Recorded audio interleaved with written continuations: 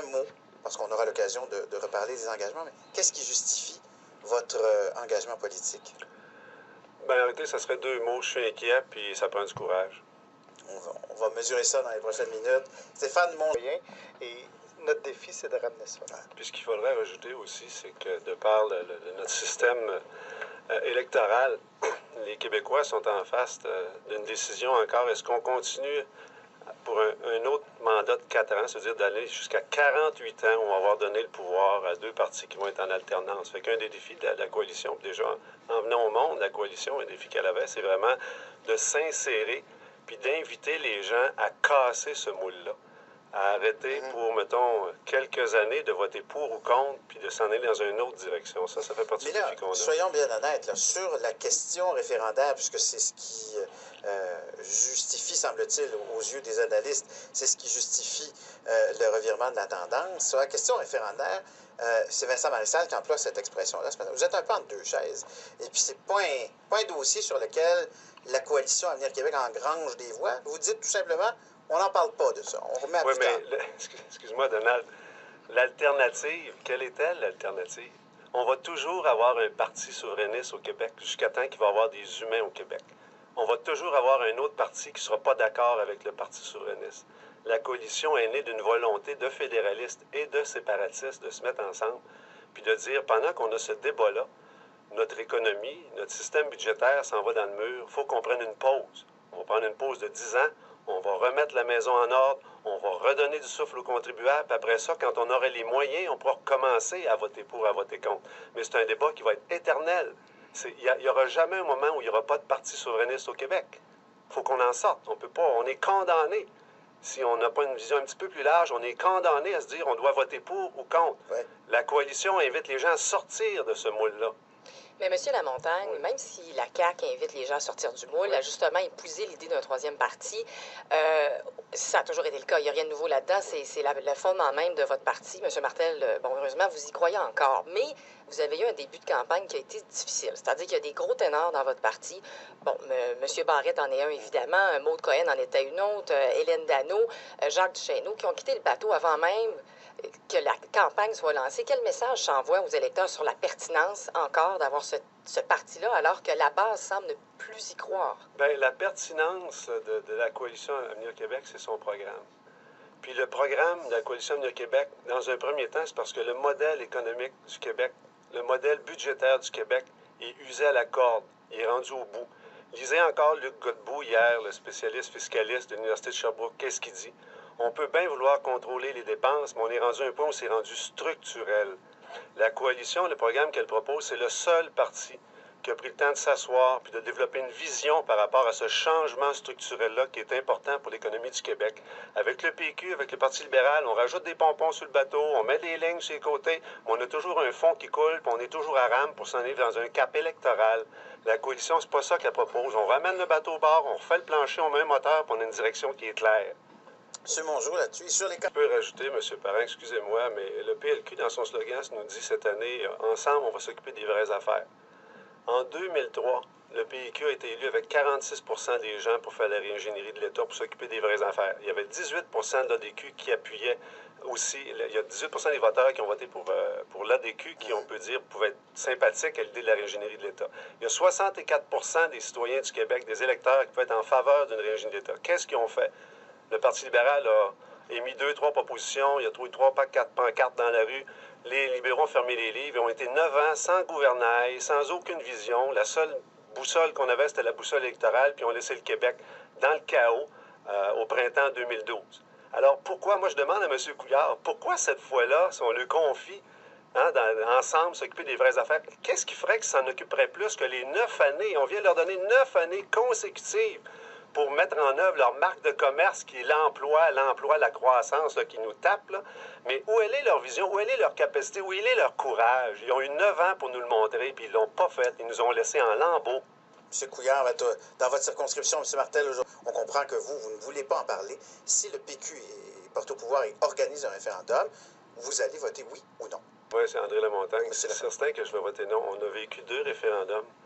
Puis après s'être dit non 2 fois, on vit un traumatisme dans notre société qui est incroyable. On n'est pas dans une situation pour se demander encore aujourd'hui si on veut avoir un pays ou pas. M. Mongeau, c'est la même chose. À la base du projet Saint-Laurent, ce qu'on voit, c'est vraiment une volonté d'avoir un arrimage entre principalement les facultés de génie, de sciences de la vie des universités avec les entreprises. Alors, ici, dans la région de Trois-Rivières, on a l'UQTR, il y a lieu de développer une chaire ou de développer une spécialité qui va être mis en connexion avec les entreprises qui vont se développer ici. Pierre Marceau. Moi, j'aurais Monsieur Lamontagne, Monsieur Mongeau, je voudrais vous entendre sur justement les entrepreneurs. On entend beaucoup parler du défi, puis ça, c'est pas nouveau, c'est pas dans le cadre de cette élection-ci, mais on entend beaucoup parler du défi de la diversification économique. Pourtant, on a l'impression d'être un peu pendu aux lèvres d'IFCO dans le coin de M. Martel. On attend peut-être voir Ferro-Atlantica, Shawinigan. On veut. C'est la grande entreprise, ça. Est-ce qu'il faut se libérer d'une dépendance à la grande entreprise? Oui, effectivement. En fait, nous, dans La communauté entrepreneuriale, c'est vraiment très, très important. Par contre, en vous écoutant, on ne doit pas se dédouaner de l'effort et du devoir qu'on a d'attirer des grandes entreprises sur le territoire québécois. Exemple, moi, dans le comté de Johnson, toutes les entreprises d'Ormond, il y a beaucoup, c'est des PME qui sont des sous-traitants, qui sont des fournisseurs pour des plus grandes entreprises. Moins il y a de grandes entreprises au Québec, plus ces entreprises-là ont une pression pour chercher des nouveaux marchés, pour chercher à exporter, pour trouver des gens qui vont prendre leurs produits. Plus on va avoir des grandes entreprises au Québec, plus on va avoir, au lieu d'avoir du push qu'ils sont obligés de faire, il va y avoir du pull qui va venir des grandes entreprises. Puis ça me revient à parler du climat qu'on crée au Québec pour attirer les grandes entreprises.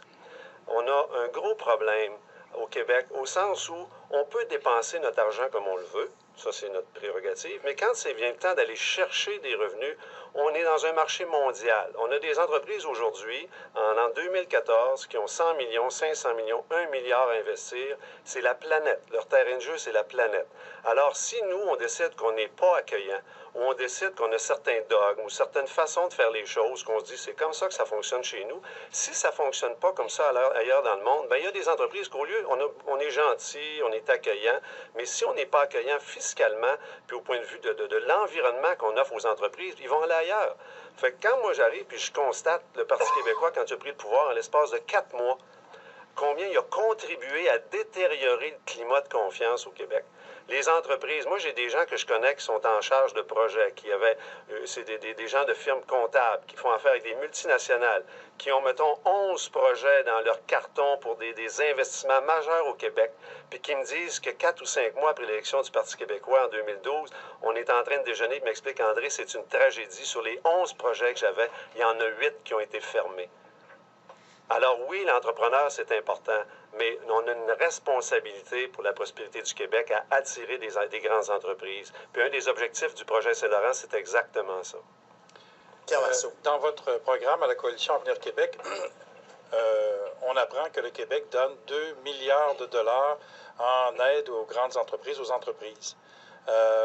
Et que si un gouvernement de la Coalition Avenir Québec est élu, on va réduire ces subventions-là de 500 millions de dollars. Donc, ça ne vient pas un peu à contrario avec ce que vous venez de me dire, où justement, parce que le Québec investit 2 fois plus qu'en Ontario à l'aide aux entreprises, 2 fois plus, et alors qu'on est 2 fois moins de monde, donc si on fait le calcul, ça fait 4 fois plus. Non. Donc, j'ai de la misère à comprendre votre discours quand vous dites qu'il n'y a pas suffisamment d'aide aux entreprises, alors qu'on est la province, même l'État en Amérique du Nord qui investit le plus aux aides aux entreprises. Non, je ne sais pas, vous avez entendu qu'il n'y avait pas suffisamment d'aide aux entreprises. C'est pas ça qu'on dit. La coalition, ce qu'elle va faire, dans un premier temps, là, il y a une tranche de 2 milliards d'aides. Quand on dit d'aide aux entreprises aussi, les crédits en recherche et développement, c'est pas seulement à la grande entreprise, c'est à toutes les entreprises du Québec qui se qualifient. Okay? Ce que la coalition veut faire, c'est qu'il y a une tranche de 2 milliards qui est là, qu'elle ne remet pas en question. La seule chose qu'elle veut faire, c'est que les crédits d'impôt, on a commencé ça il y a quelques dizaines d'années. Il est temps aujourd'hui de réactualiser le modèle puis voir les centaines de millions qu'on donne à certaines firmes. Est-ce que c'est aujourd'hui toujours un bon investissement pour les Québécois où on ne peut pas prendre cet argent-là et le rediriger? Vous visez entre autres les entreprises informatiques. Ben, en réalité, ce qui est fait, là, sur ce qui est la recherche-développement pur, on parlait d'un montant d'à peu près 780 millions présentement là, qui est attribué à ces entreprises-là. Le programme de la coalition veut prendre à peu près 30 de ces montants-là, puis s'assurer que c'est redirigé pour obliger une collaboration collaboration entre les entreprises puis les universités pour qu'il y ait de la sous-traitance qui se fasse pour la recherche à ce moment-là. Les deux autres paliers, c'est ce qui touche le multimédia et ce qui touche après ça le commerce électronique. Alors oui, effectivement, le multimédia peut être rendu à une certaine maturité. Le commerce électronique, ce qu'on constate, c'est des méga-entreprises qui disposent de ces subventions-là. Est-ce qu'elles en ont besoin? Alors nous, c'est ça qu'on s'interroge, puisqu'on dit sur certaines entreprises, on se dit non, fait qu'au fil des années, on va déplacer. Un autre point où on va faire une coupure, c'est qu'il y a un 600 quelques millions additionnels qui a été mis de l'avant pour les crédits. Nous, ce qu'on dit à la coalition, c'est que sur ce 600 millions, il ne s'en ira pas dans les entreprises. Il y en a 450 millions qu'on va utiliser la première année pour venir aller atteindre le déficit zéro. Puis après ça, il y a un 150 millions qu'on va réinjecter dans les crédits aux entreprises. C'est un petit peu ça le calcul, là. Le déficit zéro. C'est ça, excusez-moi, c'est parce que je veux compléter ce que Donald dit, parce que votre question, c'est pourquoi on arriverait à faire ce que les autres ne peuvent pas faire. Oui, très rapidement. Oui. Ben, à ce moment-là, je ne répondrai pas. C'est bon, continuez. Non, je ne peux pas vous répondre à votre question en 5 secondes, je m'excuse. Non, mais je n'ai pas dit 5 secondes, je vous ai demandé de... Bon, alors rapidement, ce qu'on veut faire, puis ce qu'on s'oblige à faire, c'est de regarder le modèle québécois présentement sur la base de ce qui est pertinent, sur la base de ce qui est efficace, puis sur la base de ce qui est cohérent. Alors, on a une fenêtre dans les 10 prochaines années au Québec. Là, on va avoir dans notre société une situation où on va avoir une mise à la retraite volontaire, les baby boomers qui s'en vont. On va avoir des dizaines et des dizaines de milliers de travailleurs qui vont quitter l'espace du travail. C'est une opportunité fantastique. Le programme de la coalition, c'est basé exactement sur cette donnée-là. Faire en sorte qu'au fur et à mesure que les gens vont s'en aller, on en a pour des milliards de dollars dans les années à venir, c'est qu'il y a un emploi sur 3 qui va être remplacé, puis il n'y aura aucune nouvelle job qui va être créée. Qu'est-ce que ça nous oblige à faire? C'est que pour chacun des postes de dépenses de nos programmes, chacune de nos façons de faire, c'est de revisiter comment on fait les choses pour être plus efficace, pour être pertinent, puis pour être cohérent. Question pour monsieur... Vous avez un plan, un programme qui est orienté vers les jeunes familles. Notamment au niveau des garderies, vous ne proposez pas l'indexation. En fait, c'est évident, c'est le PQ qui propose une hausse. Vous proposez plutôt une indexation au coût de la vie. Courage d'avoir des indexations à l'indice annuel plutôt que d'arriver avec des gros coûts comme ça. Pour rajouter rapidement ce que Donald est en train de dire. Il reste 2 minutes. Okay, à la base de notre offre à la famille et aux contribuables, on a la charte du contribuable. Puis à la base de ça, qu'est-ce qu'on veut faire? C'est qu'on veut que le contribuable sente qu'il y a un contrat, qu'il y a un respect avec le gouvernement sur la base de la prévisibilité. La coalition, ce qu'elle s'est engagée à faire, c'est tout ce qui est tarif, tout ce qui est taxe, ça va toujours être indexé, mais les gens ne se ramasseront jamais avec des augmentations de 10 ou de 20 ou de 30 comme on peut avoir. À la base, là, c'est ce contrat-là qu'on veut signer avec les contribuables québécois et les familles. Mais en clair, puis pour boucler là-dessus, là, le PQ dit que ça va passer de 7 à 9 $. Ouais. Mais en quoi est-ce que l'indexation est vraiment différente? C'est une hausse de tarif, mais que vous annualisez, vous. C'est la même chose. Pour le payeur, pour les gens qui utilisent les garderies, là. Moi, je vais vous dire, si vous avez des enfants puis vous utilisez la garderie, là, nous, ce qu'on propose l'an prochain, c'est que ça va coûter 7,14 $ par jour pour envoyer un enfant. Le Parti québécois, c'est 8 $. L'année d'après, ça va coûter à peu près 7,30 $, puis le Parti québécois, c'est 9 $. Je vais vous laisser faire les mathématiques. Là, si vous avez 1 ou 2 ou 3 enfants, mais c'est facile à comprendre. Alors, je vous remercie beaucoup, messieurs, d'avoir été des nôtres ce matin. Je rappelle que vous êtes M. André Lamontagne, candidat de la CAQ dans Johnson, Donald Martel, candidat dans Nicolet-Bécancour, et Stéphane Mongeau, vous êtes candidat dans la circonscription de Saint-Maurice. Merci d'avoir été des nôtres. Merci à Barbara Leroux également et à Pierre